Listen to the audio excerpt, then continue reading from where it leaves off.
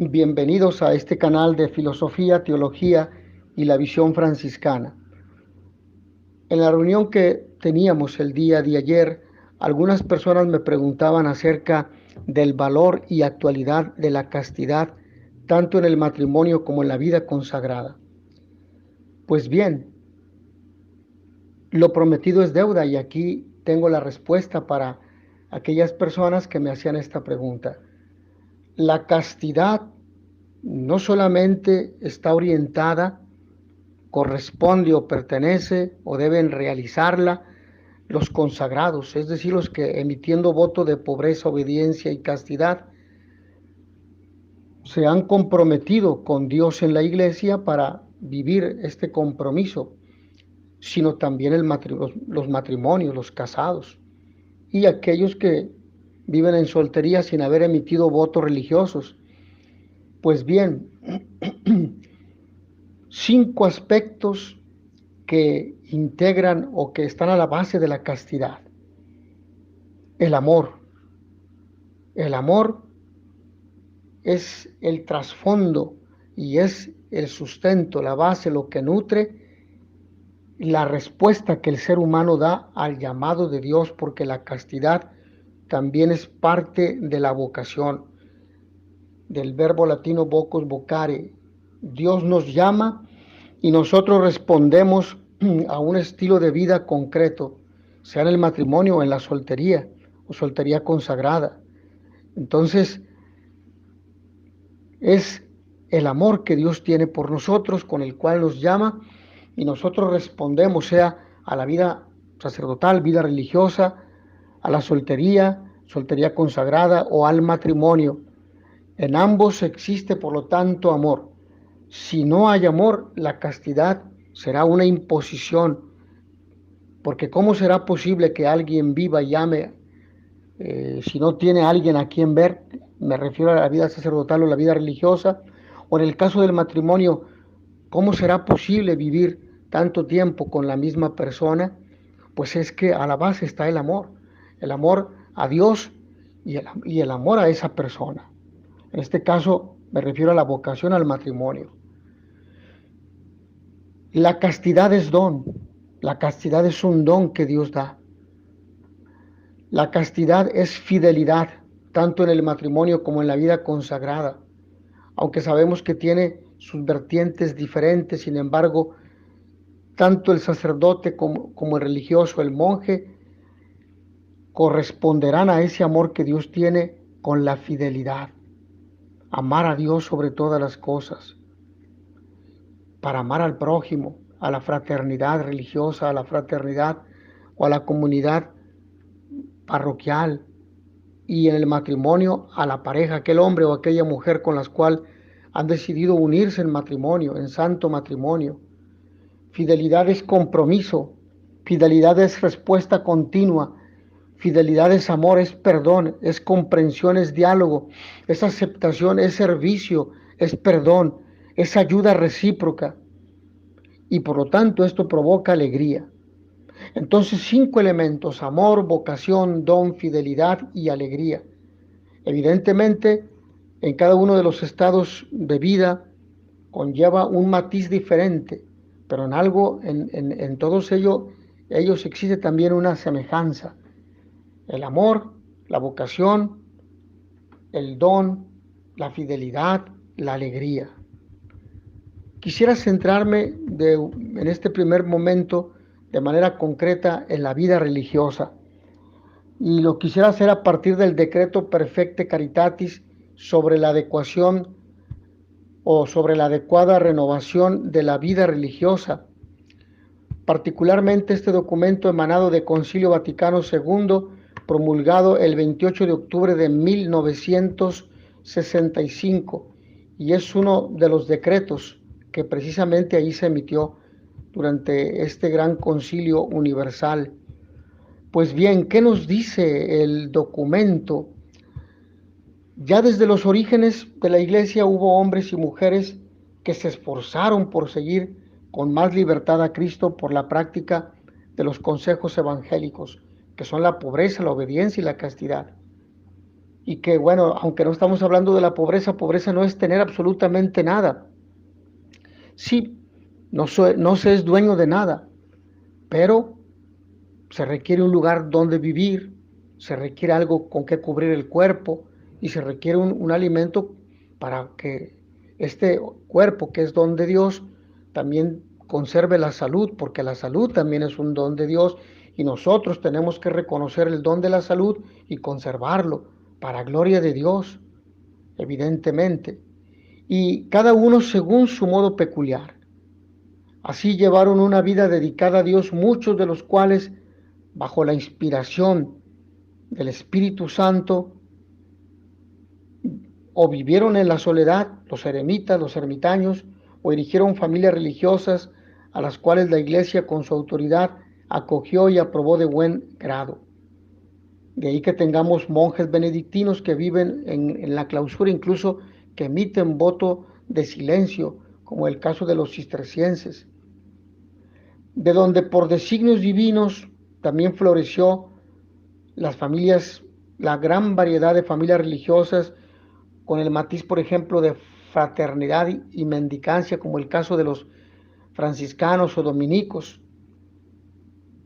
Y estas familias que en tan gran manera contribuyeron a que la iglesia no solo estuviera equipada para toda obra buena y preparada para la obra del ministerio en orden o a la edificación del cuerpo de Cristo, sino también a que, hermoseada con los diversos dones de sus hijos, se presente como esposa que se engalana para su esposo, a Cristo, y por ella se ponga de manifiesto la multiforme sabiduría de Dios. Mas en medio de tanta diversidad de dones, carismas, todos los que son llamados por Dios a la práctica de los consejos evangélicos y fielmente los profesan, se consagran de modo particular al Señor, siguiendo a Cristo pobre y crucificado, quien virgen y pobre redimió y santificó a los hombres por su obediencia hasta la muerte de cruz, obediencia al Padre.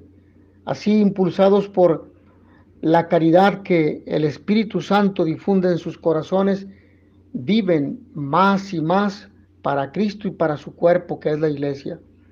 Porque cuanto más fervientemente se unan a Cristo por medio de esta donación de sí mismos, que abarca la vida entera, más exuberante resultará la vida de la iglesia y más intensamente fecundo el apostolado.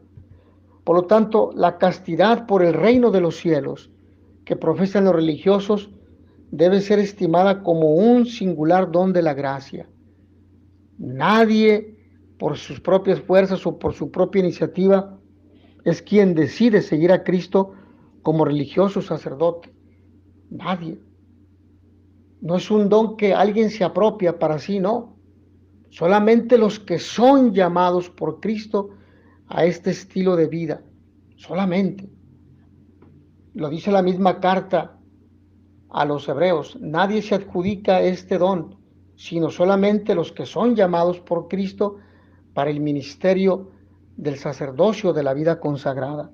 De tal manera que aunque alguien dijera, es que yo quiero ser religioso, yo quiero ser monje, yo quiero ser sacerdote, pues sí, probablemente tú tengas ese deseo, pero no basta. Porque en principio debemos ser llamados por Cristo a este estilo, a este estado de vida concreto. Lo mismo será para el matrimonio. No es que todos los hombres son llamados al matrimonio. La mayoría de los hombres y las mujeres son llamados a la procreación, a engendrar hijos, es decir, a la familia, a el matrimonio. Pero no todos. Asimismo, no todos los hombres, algunos y algunas mujeres son llamados a la vida consagrada. Por lo tanto, es un don de Dios. Y la castidad particularmente libera de modo especial el corazón del hombre para que se inflame más en el amor a Dios y a todos los hombres. Pasión por Cristo, pasión por los hombres, como decía aquel Congreso Internacional de Religiosos celebrado en el 2000 en Roma, el año 2000 en Roma, 2005, perdón, en Roma. y es por lo mismo signo peculiar de los bienes celestiales y medio aptísimo para que los religiosos se dediquen con alegría al servicio divino, la oración y las obras de apostolado, la fraternidad. Evocan así ellos ante todo los cristianos aquel maravilloso connubio instituido por Dios y que habrá de tener en el siglo futuro su plena manifestación, por el que la Iglesia tiene a Cristo como único esposo. Estamos ante un don. Es pues necesario que los religiosos, celosos por guardar fielmente su profesión, se fíen de la palabra del Señor y sin presumir de sus propias fuerzas pongan su confianza en el auxilio divino y practiquen la mortificación y la guarda de los sentidos. Habrá que cuidar lo que vemos, lo que escuchamos, qué tipo de música estamos oyendo. Si es música erótica que despierta esas sensaciones de erotismo, etcétera, o despierta deseos contrarios a la vocación consagrada, pues habrá que evitarla. Habrá que evitar la ocasión de pecar. Habrá que evitar la ocasión de estar con aquella mujer, si se es varón, que sabemos que nos provoca tentación o fuertes tentaciones. Pero habrá que educar también nuestro afecto, porque un religioso y un sacerdote, particularmente el presbítero, tendrá que acercarse al confesionario y vendrán mujeres a confesarse, y las personas que más se acercan a los grupos parroquiales pues son mujeres, catequistas, agentes de pastoral, ministros de las extraordinarios de la Sagrada Comunión, lectores, etcétera. La mayoría son mujeres. Por lo tanto, habrá que educar y habrá que hacerlo en la oración, habrá que educar toda la afectividad, habrá que tener esta salud del afecto humano, habrá que pedírselo a Dios, habrá que pedirle a Dios incluso cuando se sienta que es imposible vivir la castidad en un mundo pansexualista o tan erotizado, rogarle a Dios que nos dé el don de la castidad. Ya lo hemos dicho, ser casto no es no tener solamente relaciones sexuales, no. Ser casto no es solamente evitar ocasiones de pecar, no. Eso es importante y tiene que hacerse. Ser casto es amar a Dios y solo a Dios con todo el corazón cuando se es consagrado a Él, porque se ha sido consagrado significa apartado, separado por Dios para su servicio únicamente, para ser solamente de Dios, para que nuestra mente, nuestro corazón, nuestras fuerzas, nuestro amor, nuestro cuerpo sea solamente de Dios. Y habrá que amarle a Él evidentemente en la oración, en la Eucaristía, en la liturgia de las horas, pero habrá en la fraternidad, si es religioso, o en la comunidad parroquial, si es sacerdote diocesano, pero también en la fraternidad sacerdotal, en los demás hermanos sacerdotes y en la obediencia al obispo, que es padre y pastor de la diócesis, de aquella iglesia particular, pero también habrá que amarle en la iglesia, en los que están, como dice San Francisco, en aquel claustro amplio, en los hermanos pobres, en los enfermos, en los pecadores, en los que se acercan a nosotros a dialogar, a pedir consejo, orientación. Habrá que amarles allí. Y por eso el corazón tendrá que estar nutrido, fortalecido por la oración diaria del rosario, la oración de la liturgia de las horas en comunidad sacerdotal, en comunidad religiosa, en comunidad parroquial. Habrá que rogarle a la Virgen María que nos dé pureza de corazón para evitar la tentación. Ese es el principio de la castidad, es el amor a Dios sobre todas las cosas y que en el corazón reine Dios, para que de ahí lo que se sigue pues son evitar las tentaciones de pecado, las ocasiones de pecar. La tentación nunca la evitaremos, siempre estará presente. La tentación no es pecado. Lo que es pecado no es pecado sentir, como bien lo dicen los padres de la iglesia y el catecismo de la iglesia. El pecado está en consentir el pecado. Repito, no es pecado sentir porque la tentación siempre estará ahí. Y la Biblia dice que hasta el más santo peca 7 veces al día, pero no es pecado sentir la tentación, sino consentirla, consentir y pensando que somos fuertes y que podemos con ella, no, habrá que evitarla. Habrá que evitar la tentación utilizando todos los medios naturales y sobrenaturales. Los naturales, el diálogo fraterno, el deporte, el trabajo, el estudio, un buen libro, la lectura de la Biblia, una película con valores, película de vida de santos, la lectura de vida. Esto es lo que humanamente podemos hacer. Pero ahora, los medios sobrenaturales, la oración, el rosario, la comunión, la celebración eucarística, la lección divina, la liturgia de las horas, la convivencia fraterna, el acompañamiento espiritual, la confesión frecuente cada mes, cada 3 semanas, y rogarle a Dios con toda humildad y con sincero corazón. Primero, darle gracias por la vocación a la vida consagrada, pero también rogarle que nos ayude a responderle siempre con fidelidad, que nos ayude particularmente en los momentos de tentación, que siempre se tendrán, que no porque se ore ya no habrá tentaciones, no, pero ayudados por la gracia de Dios se superarán aquellas tentaciones. Y Dios las permitirá porque con ello solamente tienen una sola misión. ¿Cuál? El misterio de la santificación. Dios permite la tentación para que nosotros avancemos en santidad, para que nos fortalezcamos en la gracia. Evidentemente, si enfrentamos en estado de gracia por la confesión sacramental y por la oración y por las obras de caridad, por el buen testimonio, si lo enfrentamos con Jesús de nuestro lado, con la ayuda de la Santísima Virgen María, entonces esto es importante, cuidar los sentidos. No omitan tampoco los medios naturales, como lo hemos dicho, que favorecen la salud del alma y del cuerpo, el deporte, la convivencia fraterna, el diálogo con los hermanos. Así los religiosos no se dejarán impresionar por las falsas doctrinas que presentan la continencia perfecta como imposible o como algo perjudicial al perfeccionamiento del hombre, y rechazarán como por instinto espiritual cuanto pone en peligro la castidad.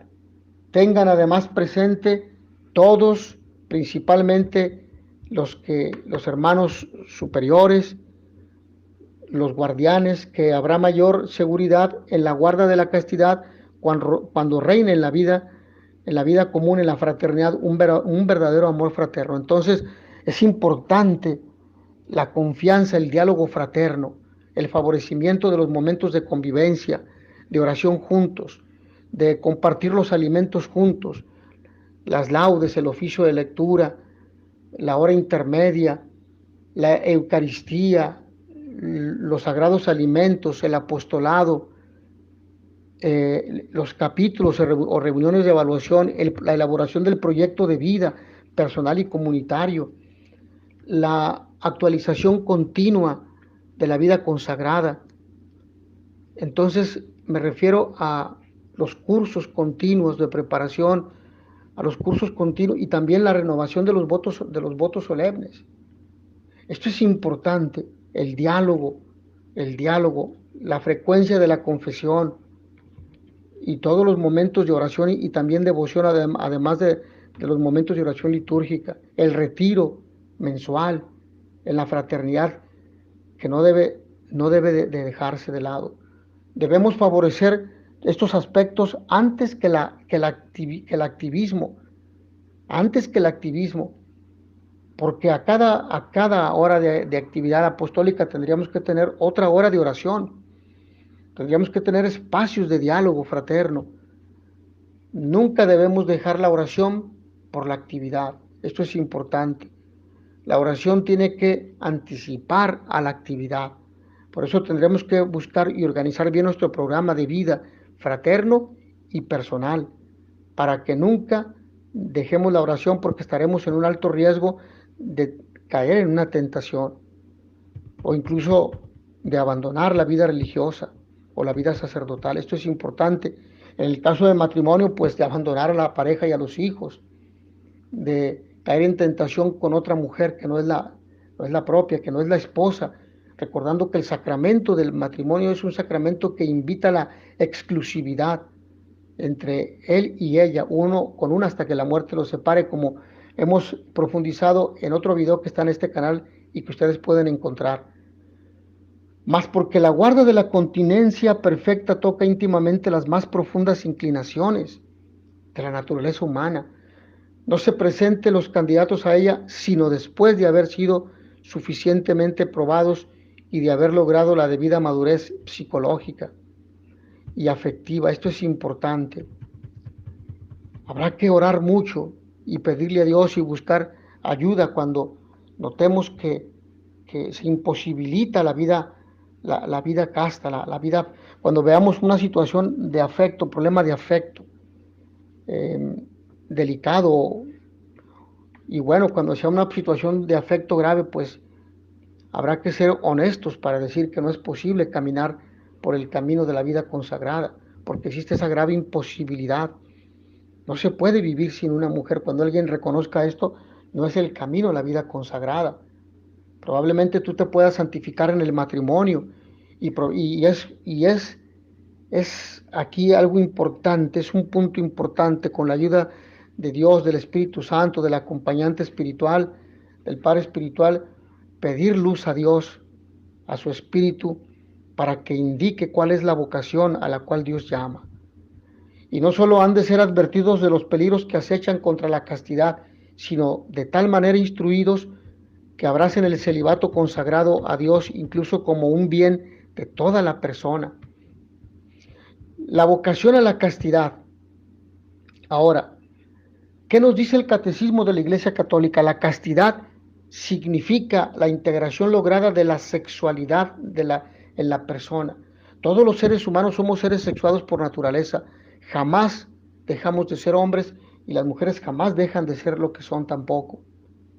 Y por lo mismo, así nos expresamos en todas las relaciones humanas como seres sexuados porque tenemos un sexo. Y por ello, en la unidad interior del hombre, en su ser corporal y espiritual. La sexualidad en la que se expresa la pertenencia del hombre al mundo corporal y biológico se hace personal y verdaderamente humana cuando está integrada en la relación de persona a persona, en el don mutuo, total y temporalmente ilimitado del hombre y de la mujer.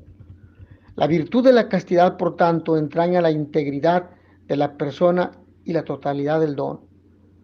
Jamás dejaremos de ser hombres y las mujeres jamás dejarán de ser mujeres. Por lo tanto, la atracción siempre será natural y por lo tanto hemos de estar atentos, cuidar estos aspectos, sobre todo de nuestro afecto, de nuestro amor a Dios, para que lo demás sea natural y para que nuestra orientación a Dios sea también natural y sea por sobre todas las cosas, hablando en el caso de los consagrados. Se podrá estar encerrado en una celda, si se es incluso monje, en un monasterio, en una celda de 3x3, de 4x4, y aún esa persona podrá tener su corazón ardiendo de deseos y de placeres, de lujuria, porque el problema no está fuera, el problema está dentro de ti, en tu mente, en tu corazón. Tal vez no te has formado, no te has educado, no has buscado ayuda, no has leído, no has trabajado en la oración y con el apoyo de un acompañante espiritual, de un sacerdote que te vaya orientando. Entonces habrá que rogarle incluso con lágrimas a Dios que ayúdame Señor, porque esta miseria, esta debilidad, no puedo con ella, dame tu gracia. Pedirle a la Madre de Dios, a la Reina, a la Virgen pura, a la Santísima Madre María, nuestra Madre, que nos ayude para vivir con pensamientos, con emociones, sentimientos, castas, que exista nuestro deseo y nuestro amor por Dios, y sí nuestro amor por los hermanos, porque aún en ese encierro será un castigo y un infierno viviendo ahí encerrados. Entonces entender que el problema no está afuera, está dentro, saber cómo domino, cómo oriento adecuadamente esto, cómo vivo con naturalidad esta sexualidad que Dios me ha dado y que es un don, no una maldición, si no estaríamos ante el dualismo gnóstico del neoplatonismo de que el cuerpo es malo y el alma es buena y que el alma está encerrada en un cuerpo, en un sepulcro o en una cárcel a la cual hay que liberarse, hay que hacer la catarsis, hay que liberarse, la ataraxia, para poder quedar liberados de este cuerpo. Entonces eso sería un error dualista. Y sabemos que la visión cristiana de la persona es la unidad de cuerpo y alma, como bien lo apunta el doctor Seráfico San Buenaventura en su suma teológica, en su y como también lo hace el doctor el doctor Angélico Santo Tomás, también en su Suma Teológica.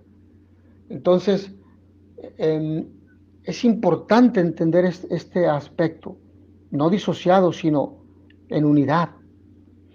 Por eso la virtud de la castidad entraña integridad de la persona y la totalidad del don. La integridad de la persona casta mantiene la integridad de las fuerzas de vida y de amor depositadas en ella. Esta integridad asegura la unidad de la persona, supone a todo comportamiento que la pueda lesionar. No tolera ni la doble vida ni el doble lenguaje. Esto es necesario. Tenemos que cuidar estos aspectos, que no haya palabras desedificantes, palabras que nos conduzcan a la tentación. Nos dice Mateo en el capítulo 5, versículo 37, ni doble vida, o sea, aquí dentro, en mi comunidad parroquial, en mi comunidad religiosa, en el monasterio, soy el hombre más virtuoso, pero a solas o fuera llevo otra vida de total desenfreno. No logro orientar adecuadamente mis impulsos naturales, el apetito sexual, no se ha educado para el amor. Esto es importante. Cuando existen estos desenfrenos es porque falta disciplina, falta orden, es decir, faltan momentos a solas con Dios, saber quién soy, saber que Dios me llamó, por qué me llamó Dios, cómo le estoy respondiendo al llamado que me ha hecho, a su confianza. La castidad implica un aprendizaje del dominio de sí mismo, que es una pedagogía de la libertad humana. Nadie me la impone. Yo le he entregado libremente mi voluntad, le he entregado mi capacidad afectiva a Dios, para que Él disponga de mí como Él mejor le parezca. La alternativa es clara, porque no se trata de reprimir, no, que no sería un sufrimiento tremendo. Se trata de orientar adecuadamente la naturaleza humana, porque el que te creó sin ti no te puede salvar sin ti. Entonces la gracia supone la naturaleza, como bien lo dice San Irineo, aquel padre de la iglesia. O el hombre controla orienta sus propias pasiones y obtiene la paz, o se deja dominar por ellas y se hace un desdichado. Se hace alguien que sufre, nos dice Sirácides.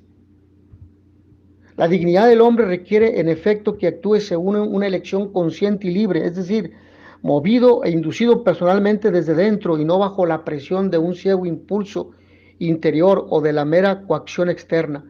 El hombre logra esta dignidad cuando, liberándose de toda esclavitud de las pasiones, persigue su fin en la libre elección del bien y se procura con eficacia y habilidad los medios adecuados, lo que nos dice Gaudium et Spes, la Constitución Pastoral, Gozos y Esperanzas, emanada del Concilio Vaticano II en el número 17. Y el Catecismo de la Iglesia en el número 2340 dice: el que quiere permanecer fiel a las promesas de su bautismo y resistir las tentaciones debe poner los medios para ello. El conocimiento de sí, la práctica de una ascesis adaptada a las situaciones encontradas, la obediencia a los mandamientos divinos, la práctica de las virtudes morales y la fidelidad a la oración. La castidad nos recompone, nos devuelve a la unidad que habíamos perdido, dispersándonos. Nos dice San Agustín en las Confesiones, en el capítulo 10, en el número 29 y también en el 40. Por lo tanto, la virtud de la castidad forma parte.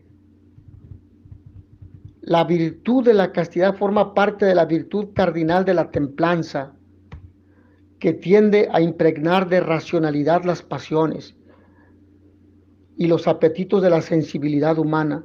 No nos dominan, no nos controlan.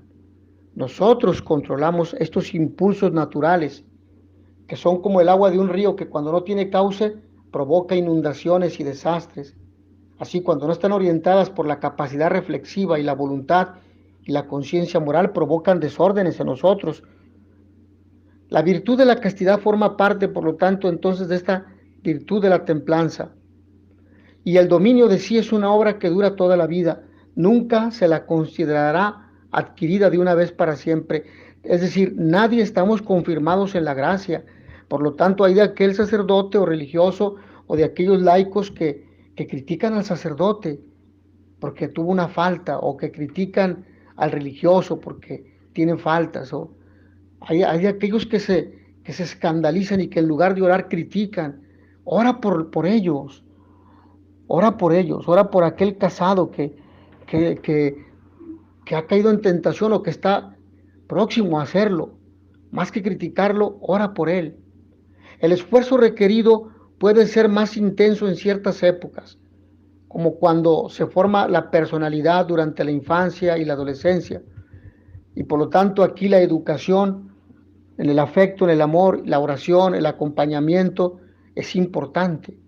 La castidad tiene unas leyes de crecimiento. Este pasa por grados marcados por la imperfección y muy a menudo por el pecado.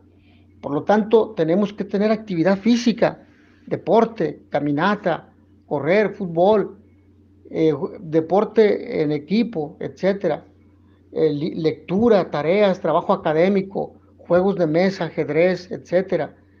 Este pasa por grados marcados por la imperfección, hemos dicho, pero el hombre, llamado a vivir responsablemente el designio sabio y amoroso de Dios, es un ser histórico que se construye día a día con sus opciones numerosas y libres. Por esto, él conoce, ama y realiza el bien moral según las diversas etapas del crecimiento. Nos dice Familiares Consorcio en el número 34, Familiares Consorcio de San Juan Pablo II. Y la castidad representa una tarea eminentemente personal. Es decir, yo voy a tomar las decisiones porque aun cuando mis superiores, aun cuando el padre guardián de la comunidad o el obispo o el decano, en el caso de ser diocesano, o el acompañante espiritual, implica también un esfuerzo cultural, pues el desarrollo de la persona humana y el crecimiento de la sociedad misma están mutuamente condicionados. Nos dice Gaudium et Spes en el número 25. Gaudium et Spes significa gozos y esperanzas, y es la constitución pastoral que precisamente ha sido emanada a partir del Concilio Vaticano II. Así, la castidad supone el respeto de los derechos de la persona, en particular el de recibir una información y formación, ambas cosas, también una educación que respete las dimensiones morales y espirituales de la vida humana, porque no es que porque tengo cuerpo y tengo que hacer todo lo que el cuerpo me pida, no, me convertiría en esclavo, me despersonalizaría, degradaría mi dignidad. Por lo tanto, no todo lo que pueda hacer me es lícito hacerlo, atentos. La castidad es una virtud moral, hemos dicho, tiene que irse desarrollando con la gracia de Dios y con nuestro esfuerzo, con medios naturales y sobrenaturales que ya hemos mencionado previamente. Es también un don de Dios, una gracia. Dios se lo da al que Él quiere, y la persona con su esfuerzo tendrá que responder a esta gracia, porque Dios nunca nos abandonará. Un fruto del trabajo espiritual, nos dice San Pablo en la carta a los Gálatas en el capítulo 5, versículo 22. El Espíritu Santo concede al que ha sido regenerado por el agua y el bautismo imitar la pureza de Cristo. Entonces, San Juan en la primera carta, en el capítulo 3, versículo 3, nos dice esto. Por lo tanto, la integridad del don de sí es un punto importante. La caridad es la forma de todas las virtudes. Sin amor no hay nada. Sin amor no hay matrimonio. Sin amor no hay una entrega total a Dios de nuestro cuerpo, de nuestra mente, de nuestro afecto, de nuestra voluntad, de nuestros deseos, de nuestros proyectos. Si no, seríamos egoístas. Es el amor el que nos mueve a darnos. Es el amor el que nutre nuestra vida humana. Es el amor el que nos consolida en el llamado, en la respuesta que damos a Cristo, al llamado que Él nos ha hecho, a cualquier vocación, matrimonio, vida consagrada, vida monacal, vida sacerdotal. Si tú te sientes llamado por este amor que es Dios a la vida monacal, no dudes en responderle y no postergues más el llamado. ¿Por qué lo postergas? Pero si tú sientes honestamente en tu corazón que Dios te llama a realizarte y a sentirte pleno en el amor humano con una persona, con una mujer, si eres varón, hazlo. Ahí te está llamando Dios. Engendra hijos, sé feliz con esa mujer y vive honestamente, sé honesto contigo y con Dios, y no sufras y no hagas sufrir a los demás. Por eso bajo su influencia la castidad aparece como una escuela de donación de la persona. El dominio de sí está ordenado al don de sí mismo. La castidad conduce al que la practica a ser ante el prójimo un testigo de la fidelidad y de la ternura de Dios. Dios no quiere que sufras. No pienses que porque Dios te sacó de una dura prueba, que parecería un infierno, Dios ahora te va a imponer un yugo pesado que tú no puedes cargar, ¿no? Dios no te obligará a que seas casto, a que vivas como monje, a que vivas como religioso, sino Él no te, ya te ha llamado ahí. Pregúntale a Dios con sinceridad, Señor, ¿me quieres a esta vida o me quieres al matrimonio? Pregunta a Dios y ahí respóndele y sé feliz y entrégate con pasión. Ama, vive, sirve. Allí ama a Dios. Allí Dios te quiere, ahí realízate. Ahí realízate, ahí santifícate. Por lo tanto, la castidad conduce al que la practica a ser ante el prójimo un testigo entonces de la fidelidad de esta ternura. La virtud de la castidad se desarrolla en la amistad, sí, en la amistad, una amistad respetuosa. Amistad del verbo amar es, según San Juan, buscar el bien del otro, tener la capacidad de sufrir por el otro. Indica al discípulo cómo seguir e imitar al que nos eligió como sus amigos. Juan 15:15, ya no los llamo siervos, lo que nos dice el Evangelio del día de ayer. Ya no los llamo siervos, los llamo amigos, porque un siervo no sabe lo que hace su Señor. Yo a ustedes les he dicho, por lo tanto, llamados a vivir esta amistad con Cristo en el servicio del pueblo santo de Dios, si es como monje, orando por toda la humanidad, si es en la vida consagrada, viviendo ahí en el cuerpo místico, en la vida consagrada con los hermanos y con el pueblo santo de Dios, la vocación, la consagración, a quien se dio totalmente a nosotros y nos hace participar de su condición divina. Por eso la castidad es promesa de inmortalidad, porque el cuerpo muere, pero el alma vive, el alma es inmortal. La castidad se expresa especialmente en la amistad con el prójimo, como consecuencia de la amistad con Dios, con Cristo, desarrollada entre personas del mismo sexo, amigos o de personas de sexos distintos.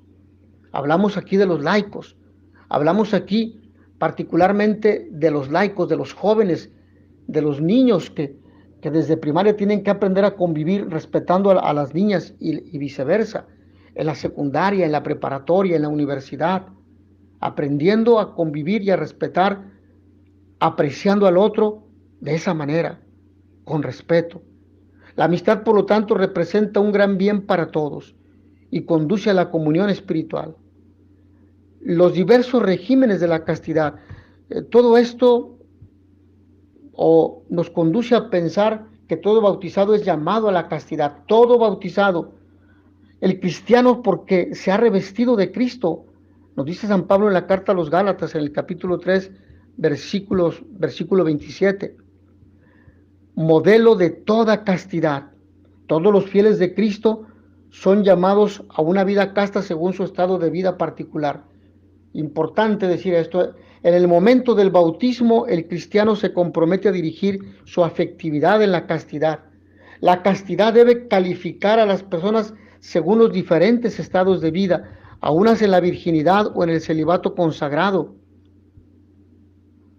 Esto es importante. Apartados del mundo para ser únicamente de Cristo en el servicio a los hermanos, en la vida monástica, en la vida religiosa o en la comunidad parroquial diocesana, en la fraternidad sacerdotal.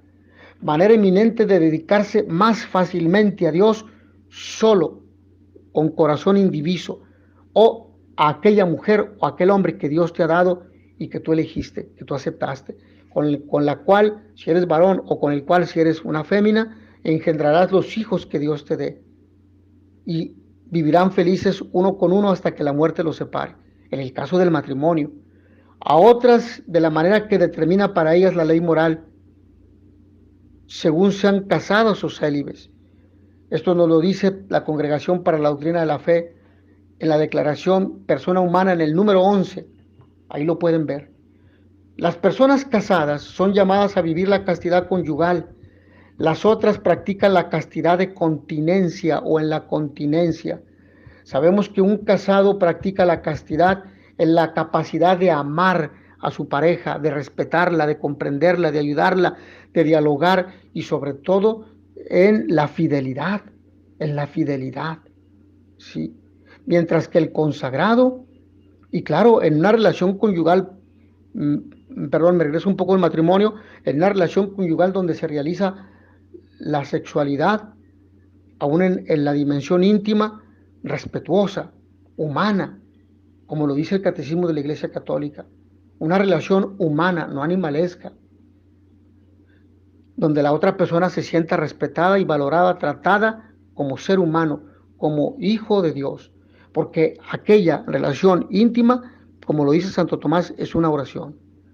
Mientras que los consagrados la practicarán, la castidad, ya dijimos, en la continencia, pero por amor a Dios, por amor al reino de los cielos. Se nos enseña que hay, por lo tanto, tres formas de la virtud de la castidad. Primera, una de los esposos, otra de las viudas y la tercera de la virginidad. Las viudas o viudos realizaron práctica sexual y es probable que hayan engendrado hijos. Entonces, es difícil una vida de continencia, pero con la gracia, con la ayuda de Dios y solicitándole esta ayuda al Señor, el Señor se los concederá. Y hemos dicho la tercera, la virginidad consagrada. Religiosos, religiosas, monjes, e incluyendo allá a los sacerdotes también diocesanos. No alabamos a una con exclusión de las otras. En esto la disciplina de la iglesia es rica, ya lo dice San Ambrosio en Dividius, cuando habla sobre este estado de la viudez. Sí, entonces es importante considerar esto cuando lo hacen en el número 23. Los novios están llamados a vivir la castidad de continencia, por lo tanto es importante que los padres de familia ayuden y enseñen, acompañen a sus hijos a vivir la castidad y a practicarla. Es importante porque esto en el futuro les ayudará cuando sean esposos a practicar la fidelidad matrimonial, el amor de comprensión y el trato íntimo respetuoso. Los novios están entonces llamados a vivir la castidad en la continencia, no a aventajar experiencias que corresponden a la vida del matrimonio, porque esto los conducirá a un segundo elemento, a un segundo problema moral, ¿cuál? A evitar procrear hijos, porque no están preparados para el matrimonio, porque su proyecto no todavía es el matrimonio, ni tampoco el tener hijos, y por lo tanto solamente a disfrutar o gozar aquello que solamente en el matrimonio se tiene. En esta prueba, entonces, han de ver un descubrimiento del mutuo respeto, un aprendizaje de la fidelidad y de la esperanza, de recibirse el uno y el otro de Dios. Reservarán para el tiempo del matrimonio las manifestaciones de ternura específicas del amor conyugal. Deben, por lo tanto, ayudarse mutuamente a crecer en la castidad, a evitar las ocasiones de pecar, a evitar las ocasiones de tentación y a buscar otras formas de expresión de amor de pareja, o mejor dicho, de noviazgo, propias de la edad, el diálogo, la comprensión, la escucha, etc. Las ofensas a la castidad en las que la sociedad incurre comúnmente, la lujuria, es un deseo o un goce desordenados del placer venéreo. El placer sexual es moralmente desordenado cuando es buscado por sí mismo, separado de las finalidades de procreación y de unión, porque esto se convierte en una adicción, en buscar a la persona como un objeto de placer con la cual yo me satisfago y la otra persona se satisface conmigo. Si entonces aquí no hay una intercomunicación, sino una autosatisfacción con el otro, cosificándolo, viéndolo como un objeto de placer, pero no como persona. Es una despersonalización, por lo tanto. Otro aspecto es la autosatisfacción, la autosatisfacción consigo mismo, con instrumentos o consigo mismo, con el propio cuerpo. Esta se ha de entender como la excitación voluntaria de los órganos genitales a fin de obtener un placer temporal, venéreo. Tanto el magisterio de la Iglesia, de acuerdo con una tradición constante, como el sentido moral de los fieles, han afirmado sin duda, sin ninguna duda, que la masturbación es un acto intrínseco y gravemente desordenado. El uso deliberado de la facultad sexual fuera de las relaciones conyugales normales contradice a su finalidad, sea cual fuere el motivo que lo determine. Así, el goce sexual es buscado aquí al margen de la relación sexual requerida por el orden moral, aquella relación que realiza el sentido íntegro de la mutua entrega y de la apropiación humana en el contexto de un amor verdadero, lo que dice la Congregación para la Doctrina de la Fe en la Declaración de la Persona Humana en el número 9. Para emitir un juicio justo acerca de la responsabilidad moral de los sujetos y para orientar la acción pastoral, ha de tenerse en cuenta la inmadurez afectiva, la fuerza de los hábitos contraídos, el estado de angustia u otros factores psíquicos o sociales que pueden atenuar o tal vez reducir el mínimo de la culpabilidad moral. La fornicación es la unión carnal entre un hombre y una mujer fuera del matrimonio. Es gravemente contraria a la dignidad de las personas y de la sexualidad humana, naturalmente ordenada al bien de los esposos, así como a la generación y educación de los hijos. Además, es un escándalo grave cuando hay de por medio corrupción de menores. La pornografía, otro aspecto, consiste en sacar de la intimidad de los protagonistas actos sexuales, reales o simulados, para exhibirlos ante terceras personas de manera deliberada. Ofende la castidad porque desnaturaliza la finalidad del acto sexual. Solamente se reduce a un propósito de placer. Se absolutiza y por lo tanto es un pansexualismo, donde lo único que se busca es esto, es la única finalidad, medio y forma. Atenta gravemente a la dignidad de quienes se dedican a ella, actores, comerciantes, público, pues cada uno viene a ser para otro objeto de placer rudimentario y de una ganancia ilícita. Introduce a unos y a otros en la ilusión de un mundo ficticio. Es una falta grave. Las autoridades civiles deben impedir la producción y la distribución de este tipo de materiales pornográficos. La prostitución atenta contra la dignidad de la persona que se prostituye, puesto que queda reducida al placer venéreo que se saca de ella. Nos dice el Catecismo de la Iglesia Católica en el número 2355. El que peca gravemente contra sí mismo, quebranta la castidad a la que lo comprometió su bautismo, ser otro Cristo, y mancha su cuerpo, templo del Espíritu Santo, lo que nos dice San Pablo en la primera carta a los Corintios, en el capítulo 6, versículos 15 al 20. La prostitución, por lo tanto, constituye una lacra social.